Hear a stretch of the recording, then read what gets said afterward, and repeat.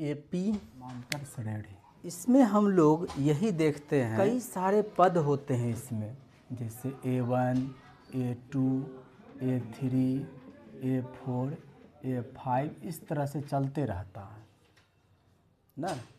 इसको हम लोग पद बोलते हैं, हिंदी में पद ना बोलते हैं, इंग्लिश में इसको टर्म बोलते हैं। इसलिए कई जगह पर तुम लोग देखेगा A1, A2 की जगह पर T1, T2, T3, T4, T5 इस तरह से दिखाया जाता है, जिसमें कि कहें पहला पद, दूसरा पद, तीसरा पद, चौथा पद, पांचवा पद तो अनंत में होगा तो कहते हैं उसको nवां पद। इसमें भी कह देंगे nवां पद। और एपी में है या नहीं ये बतलाता है इसका सार्व अंतर। कौन बतलाता है? सार्व अंतर। सार्व अंतर में इंग्लिश में क्या बोलते हैं? CD, common difference. Common difference कैसे पता चलता है? तो बाद वाला में से जस्ट पहले वाला को घटाते हैं।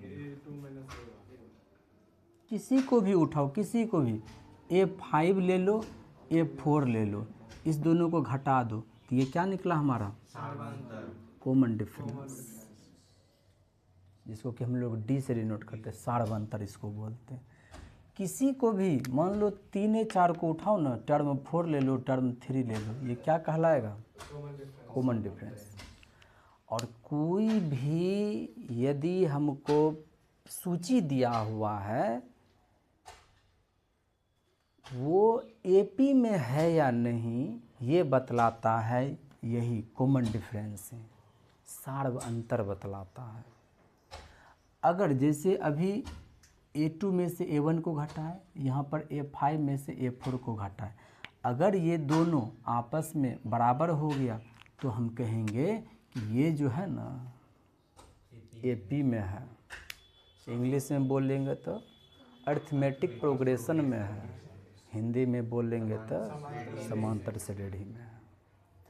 तो पिछले दिन हम लोग कहाँ तक बना लिए थे? अब देखो कभी कभी हो सकता है तुमको एगो और चीज़ दिया जाएगा, कहे कि बताइए तो A plus D, A plus 2D, A plus 3D, A plus 4D, क्या ये एपी में है? ये एपी का स्टैंडर्ड फॉर्म हुआ। अब तुम इसमें से इसको घटाओ, क्या मिला तुमको? फिर इसमें से इसको घटाओ, ठीक। अब इसको लिख रहे हैं, अब इसको घटा रहे हैं, माइनस से माइनस डी। समझ में आ रहा है यहाँ तक बात? तो घटाए तो देखो 2D में से D घटाए, तो ये जो अभी हम लिखे हुए हैं ये एपी का स्टैंडर्ड इक्वेशन है। मतलब इस तरह का सूची है, A plus D, A plus 3D, 2D, A plus 3D, A plus 4D, A plus 5D, ये जो है एपी में है। कोई दिक्कत? अरे दी हुई एपी के प्रथम 4 पद लिखिए, जबकि प्रथम पद और सार्व अंतर दिया हुआ है। यही है ना सवाल? तो जिस तरह से सवाल कह रहा है 3 नंबर का जो सवाल है उसमें पहला पद कितना दिया हुआ है? कॉमन डिफरेंस -3 होना चाहिए। अब यदि यहाँ पर पहला पद बोले तो पहला तो A प्लस D होता है, तो हम क्या देख रहे हैं? 4 लिखो प्लस -3 लिखो, 4 -3 क्या मिलेगा? 1। समझ में आ रहा है? अब दूसरा पद लेते हैं, A1 में फिर से क्या करेंगे? D जोड़ेंगे, तो A1 कितना आया? 1, इसमें जोड़ेंगे -3 को, 1 -3 बराबर क्या मिलेगा?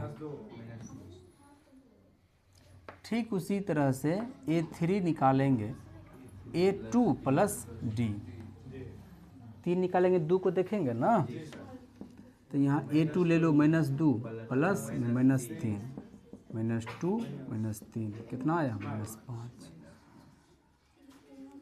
चौथा पद ले लो, तो क्या हम देख रहे हैं, ये तो पहला पद तो थे न किया रे। अच्छा ठीक है, यहीं तक में ख़त्म कर सकता है। ये 2 3 4 बोल देगा तो वो भी चलेगा। A3 + D, तो A3 कितना -5, इसमें क्या जोड़ना है -3, तो क्या मिल रहा है तुमको,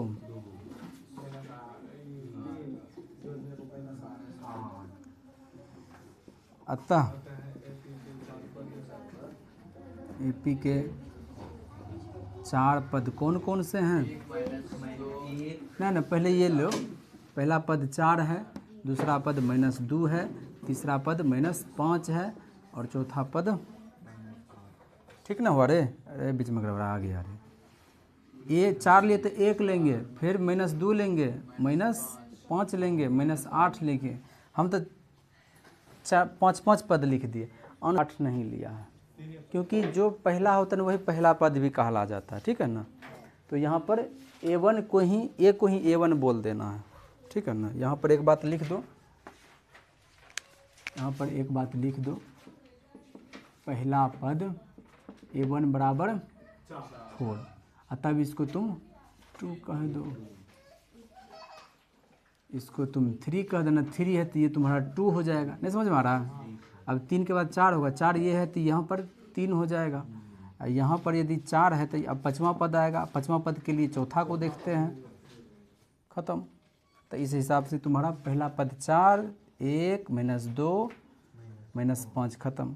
चूँकि हमको चौथा पद नहीं 5वां पद नहीं बोला, इसलिए इसको ख़त्म करो। ऐसा समझ में आ गया, कुछ हो नहीं है ये सब, जितना कह रहा है कॉमन डिफरेंस उसको जोड़ देना, बात ख़त्म है। इसमें भी वही होगा, तो सब में सही कर लेना, ठीक है ना। इस तरीके से बनाना, इस तरह से। अब कौन सा सवाल है रे,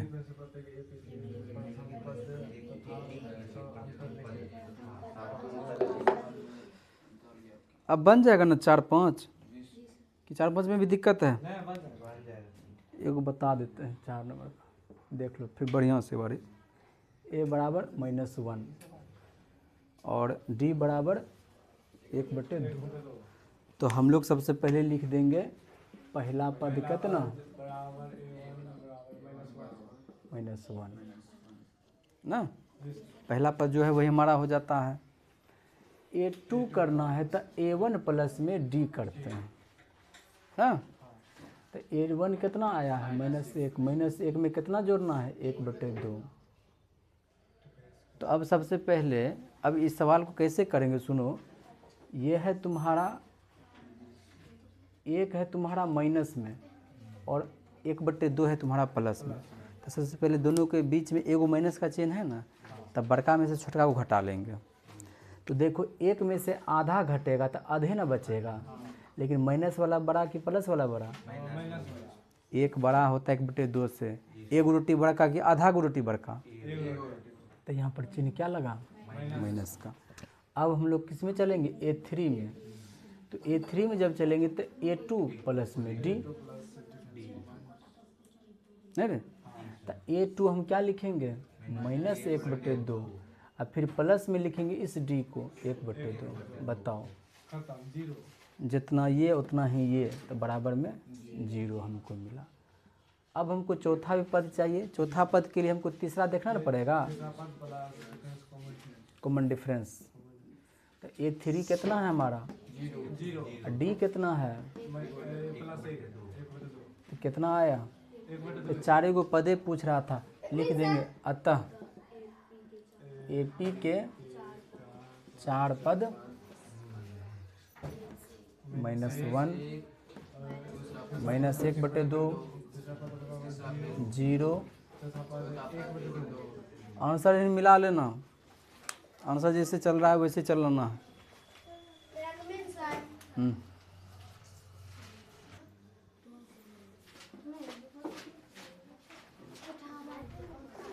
मिटा देना इसको।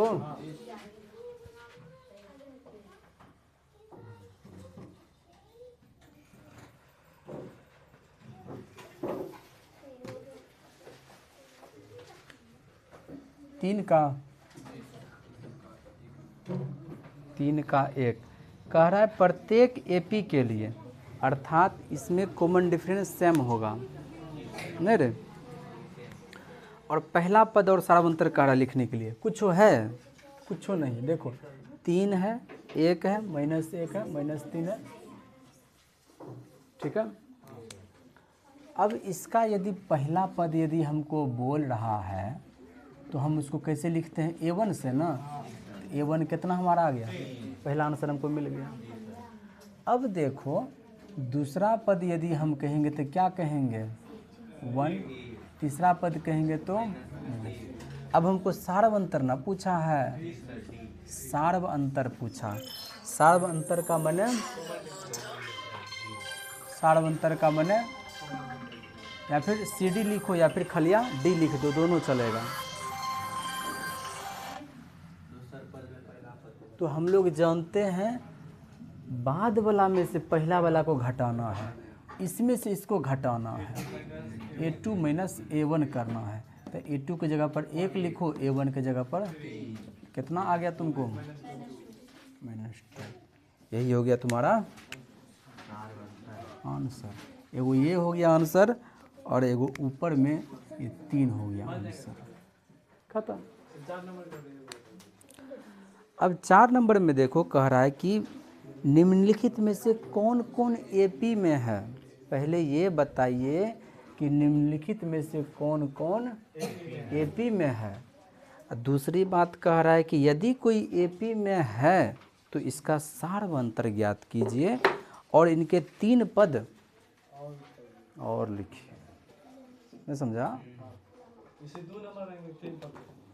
देखो 4 का हम लोग 1 नंबर सवाल देख रहे हैं। क्या लिखा है, 2, 4, 8, 16।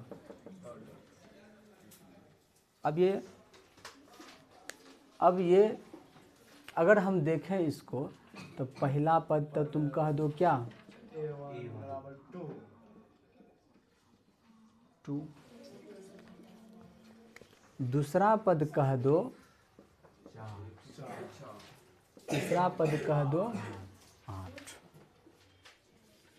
अब वो एपी में है या नहीं है ये तो सार्व अंतर ही ना बतलाता है, तो सार्व अंतर यहाँ निकालेंगे, सार्व अंतर निकालेंगे। इसको हम लोग D भी लिख सकते हैं, CD भी लिख सकते हैं। सार्व अंतर के लिए पता है बड़का में से छोटका को A2 में से A1 करेंगे, कितना आया 4, A1 है तुम्हारा 2, घटाए कितना आया 2।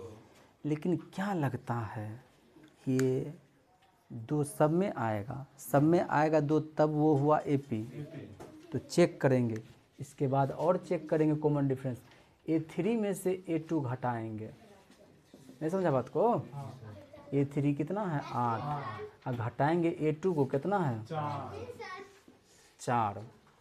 अब बताओ कॉमन डिफरेंस सेम रहा क्या, कॉमन डिफरेंस सेम नहीं रहा। तो यहाँ पर हम कहेंगे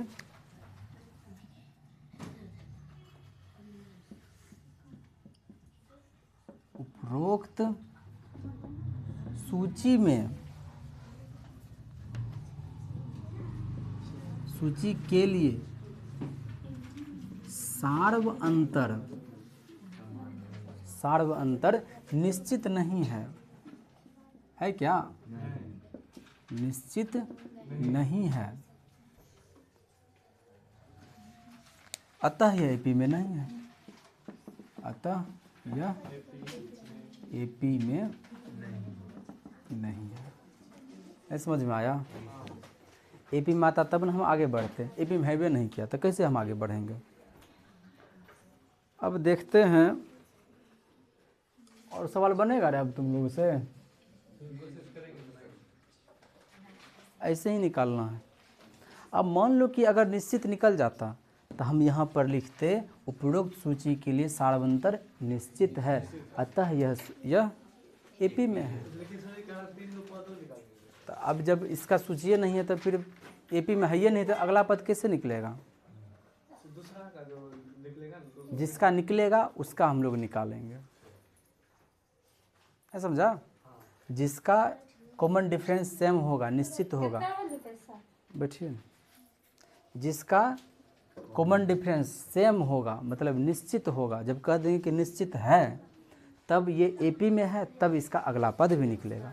अगला पद निकालने का सिंपल सा तरीका है, लास्ट वाला में कॉमन डिफरेंस को जोड़ देते हैं ना, लास्ट वाला जो है उसमें सी डी जोड़ देंगे, नया पद निकल जाएगा। लिख देंगे नीचे में, अतः इसके 4 और पद बराबर, 4 पद लिख देना। पूरा चैप्टर तो ख़त्म करना था रो, रहने दो।